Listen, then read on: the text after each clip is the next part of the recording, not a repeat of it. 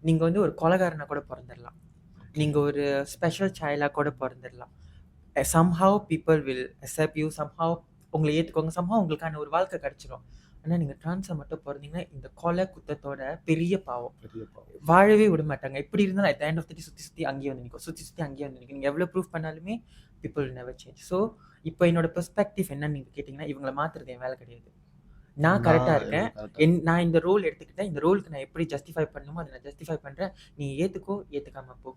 போயிட்டே இரு. அவ்வளோதான். ஓகே. நீங்க அந்த அந்த அந்த விஷயத்துல ஒரு வந்து தெளிவா ரெஸ்பெக்ட் அந்த இருக்கீங்க. ஒரு விஷயத்துக்கு நான் ஏன்னா ஆரம்பத்துல when I was 20s இவங்களுக்காக ப்ரூவ் பண்ணி, பண்ணி, பண்ணி ஒவ்வொரு வாட்டியுமே they won't accept. அப்படி இருக்கும்போது ரொம்ப, ரொம்ப, ரொம்ப ஃப்ரஸ்ட்ரேட்டடா இருக்கு. பிகாஸ் நம்ம ஒவ்வொரு விஷயமும் பார்த்து, பார்த்து செய்யும்போது, அதுக்கான அப்ரிசியேஷன் இருக்காது. அதுக்கான ஒரு என்ன சொல்லுவாங்க? ஒரு கிராட்டிட்யூட் இருக்காது. At the end of the day அதிலேயே வந்து நிப்பீங்க. அதிலேயே வந்து நிப்பீங்க. ம். எக்ஸாம்பிள் ஒரு நல்ல நம்ம ஒரு வேலை வொர்க் செய்ய போறோம். அந்த வொர்க்ல கூட உங்களுக்கு என் திறமைய விட என் ஜெண்டர் தான் முன்னுக்கு முன்னுக்கு நிக்குதுன்னா, நிக்கும். அப்போ இங்க நான் முட்டாள் இல்ல. நான் தப்பு இல்ல. ஆமா. உங்களோட பார்வையில தப்பு இருக்கு. உங்களோட சிஸ்டம்ல தப்பு இருக்கு.